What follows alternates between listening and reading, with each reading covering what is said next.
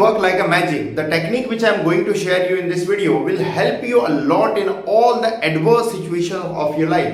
जीवन की हर एक विषम परिस्थिति में कहीं ना कहीं आपके पास एक ऐसा आइडिया होना चाहिए, एक ऐसी टेक्निक होनी चाहिए जिसके जरिए कहीं ना कहीं आप उससे तुरंत बाहर निकल सके।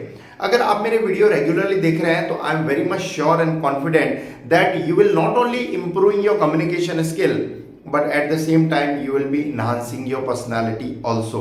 So अगर आप रेगुलर बेसिस पे देख रहे हैं तो डेफिनेटली मैं इस चीज में 100% कहीं ना कहीं आत्मविश्वास के साथ कह सकता हूं कि आप अपने अंदर परिवर्तन ला पाएंगे और आप अपने कम्युनिकेशन को पहले से बहुत ज्यादा बेहतर कर पाएंगे। इधर इफ यू स्पीक हिंदी और English that doesn't make any difference, but my videos will help you a lot to improve your personality or your communication skill. तो मैं कहानी के माध्यम से मैं ये कहीं ना कहीं ट्राई करता हूं कि आप एक अच्छा आइडिया ले लें और साथ ही में कहीं ना कहीं इंग्लिश के भी कुछ वर्ड सीख लें, because I am a language trainer, so I try to speak in Hindi and English both. So somewhere you will be not only learning some new words, new sentences, because if you are listening to English, मैं हिंदी में और English में इसलिए mix बोलता हूं ताकि अगर कोई व्यक्ति एक बिगनर लेवल पर है इंग्लिश बोलने में तो कहीं ना कहीं वो भी मेरी स्टोरी को बहुत अच्छे से समझकर अंडरस्टैंड कर पाए. And I try to use some English sentences also, so by that somewhere you can improve your English also.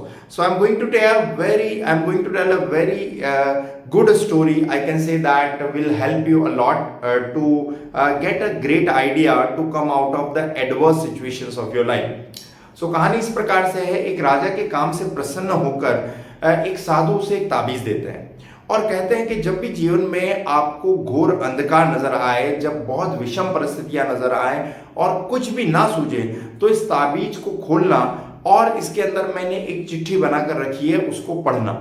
और ध्यान रखिए, इस ताबीज को हर समय नहीं खोलना है, आपको उसी समय खोलना है जब आपको कोई भी रास्ता नजर ना आए और आपको लग रहा है अब जीवन समाप्त होने वाला है, अब मुझे कुछ भी रास्ता नजर नहीं आ रहा. ताबीज पहनने के बाद राजा इस चीज को भूल जाता है कि ऐसा कोई ताबीज मुझे मिला था और साधु ने ऐसा कुछ वादा किया था.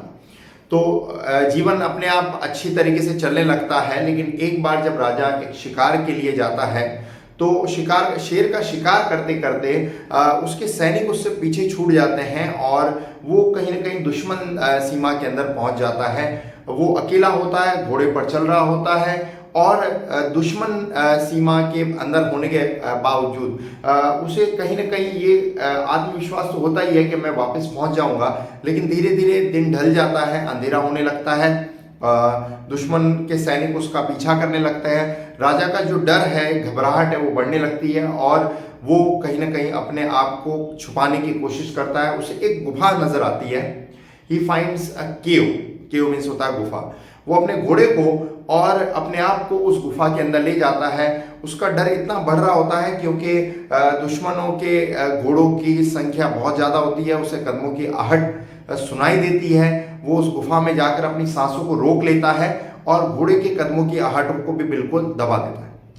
अब यहाँ उसका जो डर है वो बहुत ज़्यादा बढ़ता जा रहा होता है. उसे लगता है कि दुश्मन के जो घोड़े हैं और दुश्मन जो है वो मेरे पास आ रहे हैं और कहीं ना कहीं मुझे बहुत जल्दी ही यहाँ समाप्त कर दिया जाएगा.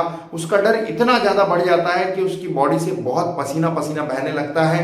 तभी उसका हाथ जो है उस ताबीज पर जाता है जो उसे साधु ने दिया होता है. उसे साधु की वो बात याद आती है कि जब जीवन में आपको कुछ भी नजर ना आए और अब उसे ये फीलिंग महसूस हो ही रही होती है कि उसे लग रहा है कि नाउ अब मेरा जीवन जो है, now my life is going to be completely finish. So वो अपने ताबीज को लेता है, उस ताबीज को खोलता है और उस ताबीज में रखी एक चिट्ठी होती है. उस चिट्ठी को जब पढ़ता है तो पढ़ने के बाद उसे ऐसा लगता है कि उसकी फीलिंग्स है वो कंप्लीटली चेंज हो गई है. उस चिट्ठी के अंदर लिखा होता है, यह समय भी कट जाएगा.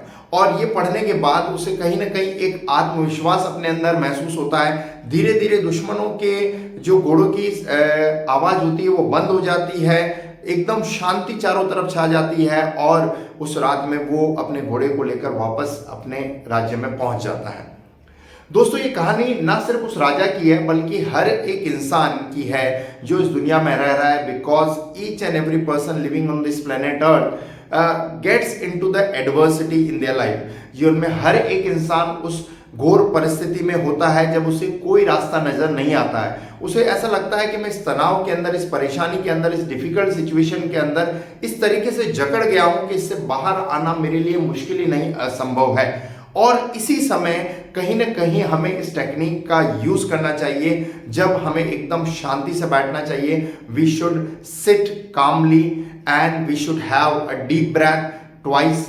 2 से 3 बार हमें करीबन गहरी लंबी सांस लेनी चाहिए और उस समय we should remember our God, our almighty and we should say aloud to ourselves that यह समय भी कट जाएगा, this time will also pass away. और this technique will definitely help you, क्योंकि ये टेक्निक बहुत बार आजमाई गई है हर एक इंसान के द्वारा जब भी वो कठिन परिस्थितियों से बाहर आना चाहता है। सो डेफिनेटली अगर आप जब भी ऐसा लग रहा है कि मुझे कोई रास्ता नजर नहीं आ रहा है and I am under a deep depression, I am under the deep stress and now I don't have any way to find, कि मुझे ऐसा कोई रास्ता नहीं दिख रहा है जब मैं इस रास्ते से, इस समस्या से बाहर आ पाऊं, तब शांति से बैठकर ये टेक्निक को फॉलो करना चाहिए। क्योंकि इस टेक्निक में कहीं ना कहीं आप अपने अंदर वो दीप जला पाएंगे जब बिल्कुल अंधेरा है, बिल्कुल आपको डार्कनेस नजर आ रही है, लेकिन वहां भी एक आशा की किरण नजर आएगी। Because no time is going to stay in our life, means कोई भी कठिन से कठिन परिस्थिति वाला समय है वो भी धीरे धीरे लाइफ में कट ही जाता है। लेकिन उस परिस्थिति के दौरान इस आइडिया का दिमाग में आना बहुत ज्यादा जरूरी है, क्योंकि अगर ये आइडिया नहीं आता है तो परिस्थिति, वो सिचुएशन, वो डिफिकल्टी के हम कहीं ना कहीं क्रीचर बन जाते हैं। इंग्लिश में कहा भी जाता है कि man is not the creature of circumstances, circumstances are the man of creature. So definitely this technique will help you a lot to come out of all the difficult situations of your life. अगर ये technique आपको definitely useful लगती है तो video के comment box में जरूर लिखें, it will work like a magic. बस आपको इतना ही लिखना है, it will work like a magic. You don't put any other comment, just put it will work like a magic, so other people will be also inspired and somewhere curious. Curious means होता है जिज्ञासा कि क्या चीज एक magic की तरह काम करेगी। क्योंकि आपने इस वीडियो को एंड तक देखा है तो शायद आपको ये एग्जैक्टली पता है कि टेक्निक क्या है, but other people who will just leave the video in between, they will not be able to understand what is the technique. It means हर एक कठिन परिस्थिति में हमें अपने आप को ये कहना है कि ये समय भी कट जाएगा, this time will also pass away. अगर वीडियो अच्छा लगा है तो फैमिली मेंबर्स और फ्रेंड्स को जरूर शेयर कीजिए, क्योंकि हर एक वीडियो बनाने में बहुत समय और एनर्जी लगती है। अगर चैनल पर नए हैं तो सब्सक्राइब करें ताकि और भी ऐसे यूजफुल वीडियोस देख पाएं। Ultimately thanks for watching.